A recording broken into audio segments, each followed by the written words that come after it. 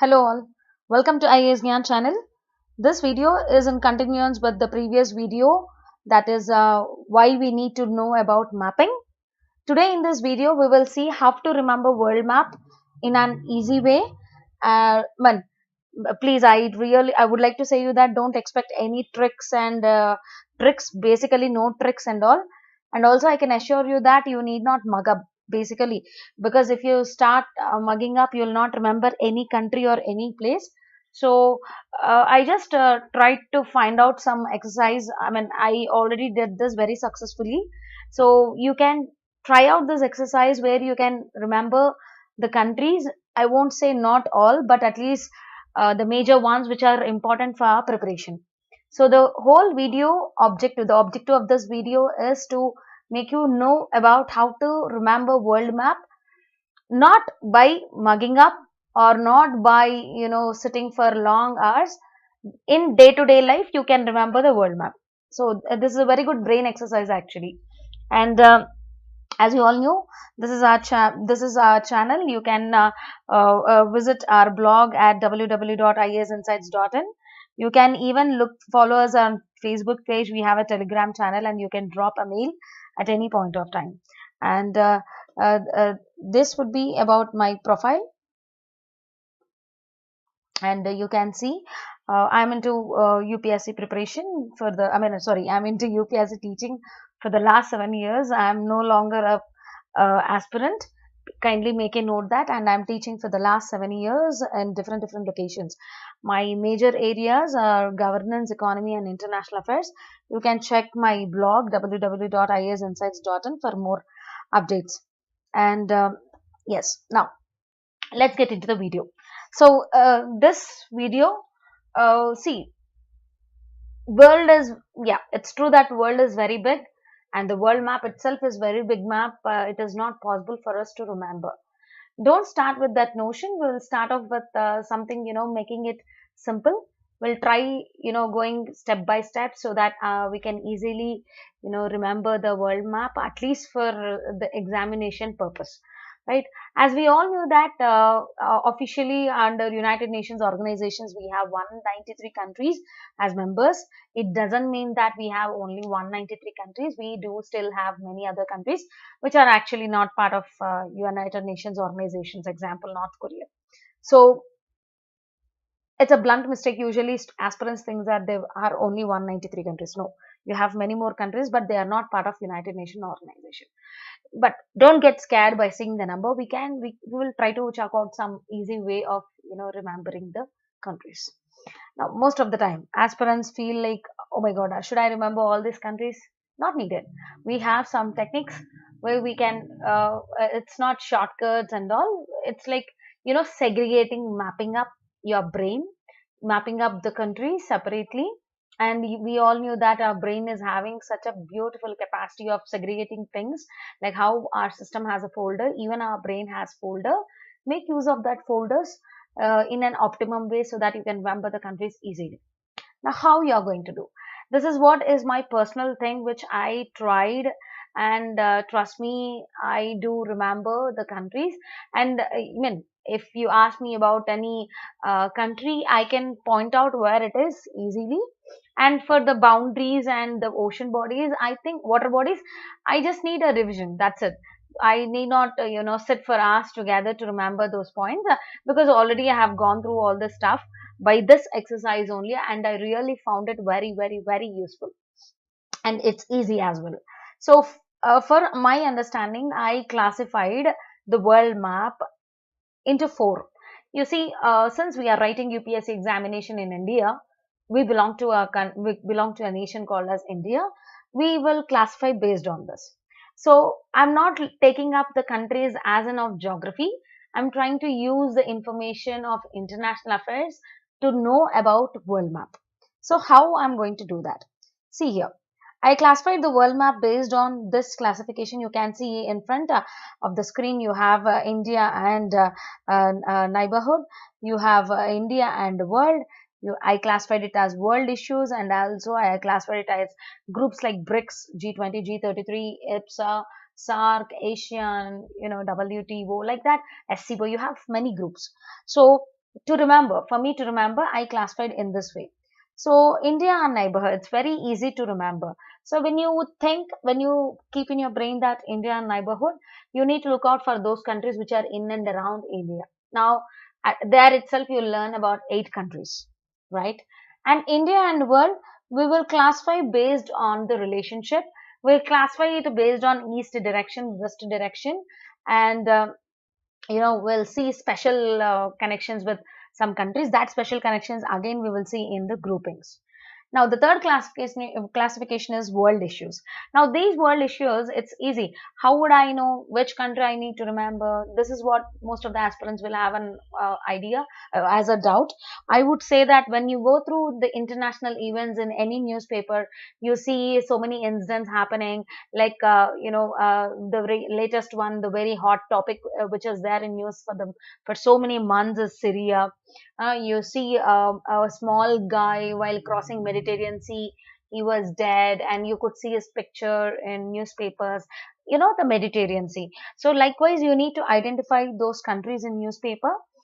Which are actually boiling with so many issues, conflicts, and you have Catalonia, Bolke, one country was there which tried to, get separated from Spain.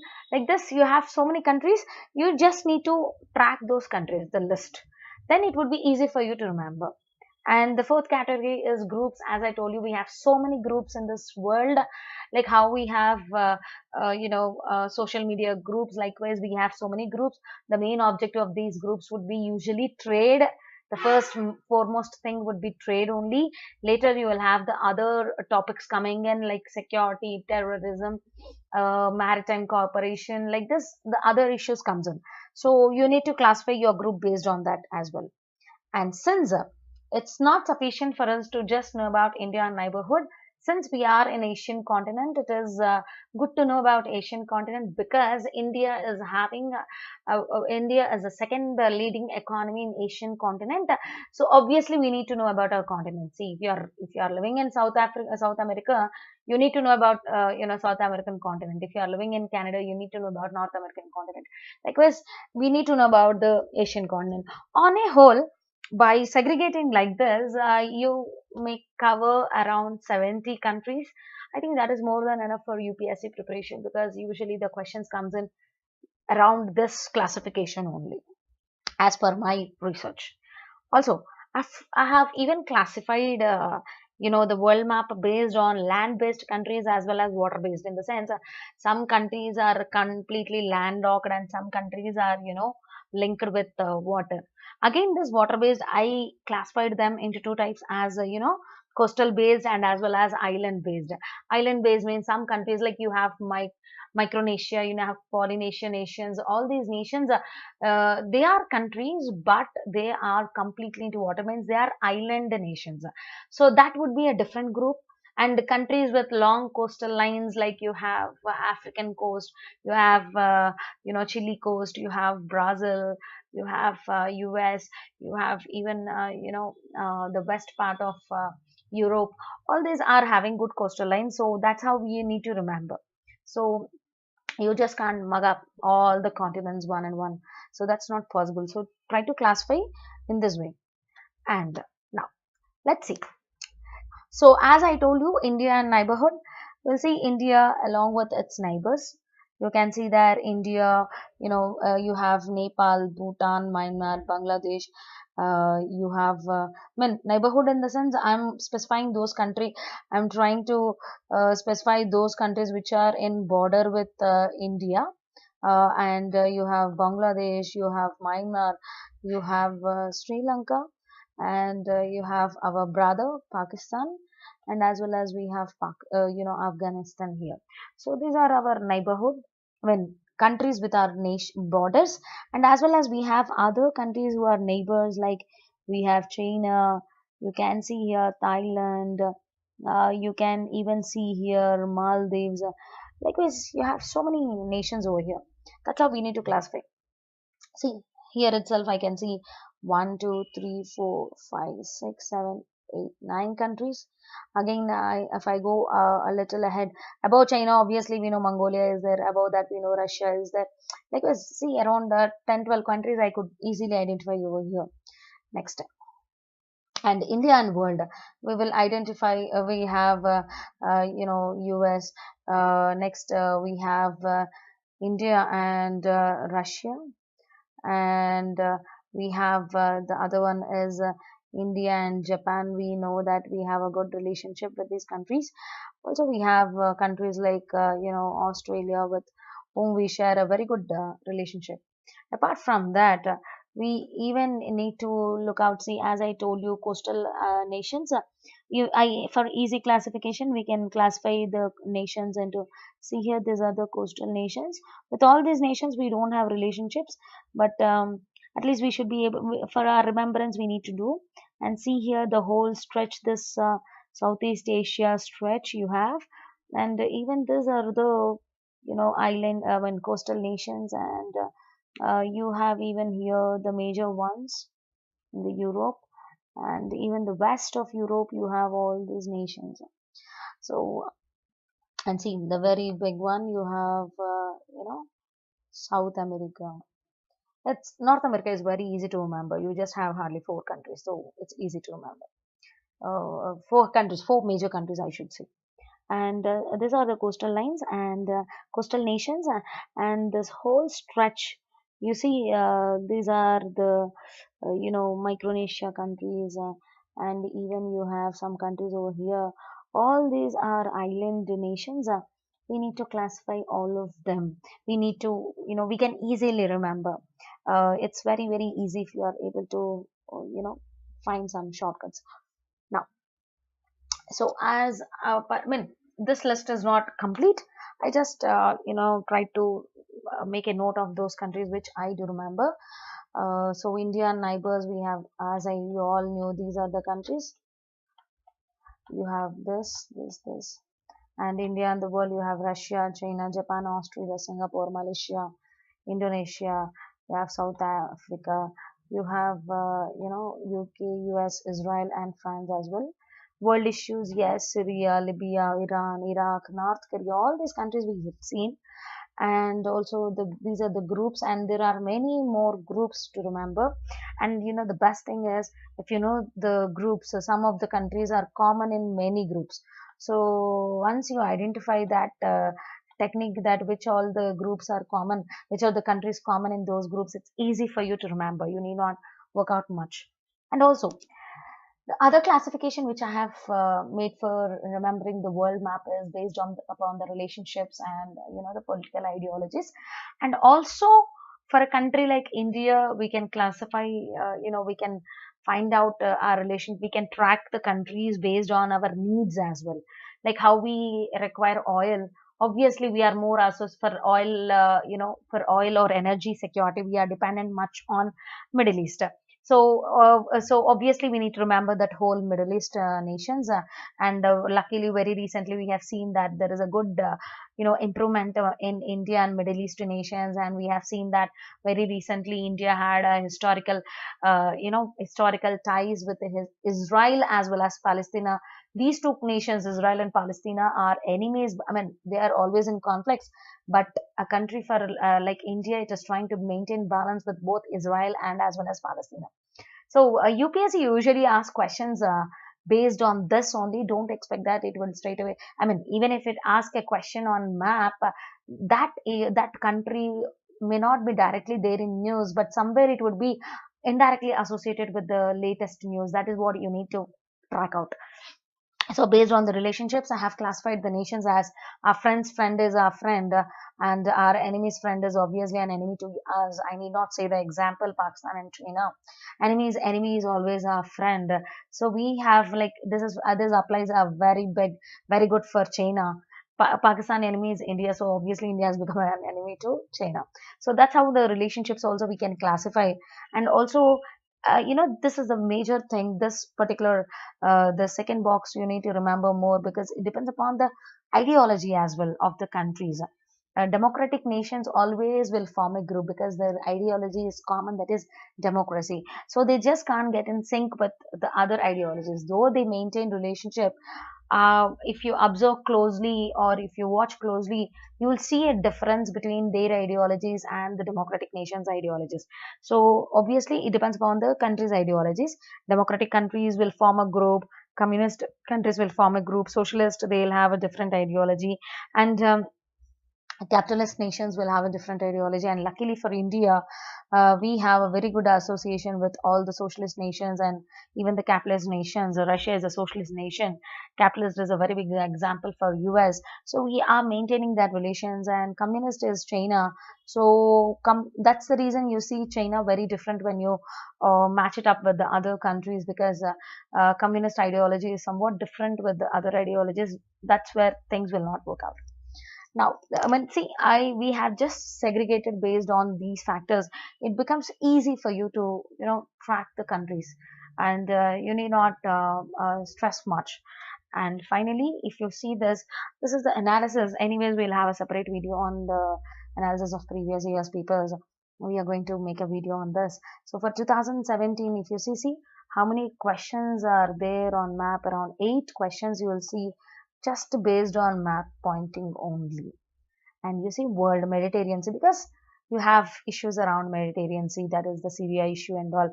People were migrating from one country to the other country illegally on small boats and all. That's the background they have asked the question. And this is about, Mamata Banerjee, she didn't sign that Testa River sharing agreement and all. Because of that, the question has come up. Because if you look out for the map pointing questions around, you see 8 questions are there. Even from environment also they ask the question based on map pointing only. So you need to understand that it's high time for you to realize the importance of map pointing. Even if you don't like it, try to develop the interest and learn it, so that you'll not afford to miss so many questions just because you ignore map pointing. Okay.